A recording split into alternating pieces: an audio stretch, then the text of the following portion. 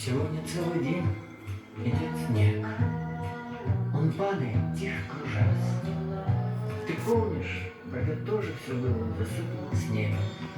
Это был снег нашей встречи. Он лежал перед нами, белый в белый, как чистый лист бумаги. И мне казалось, что мы напишем на этом листе повесть нашей любви.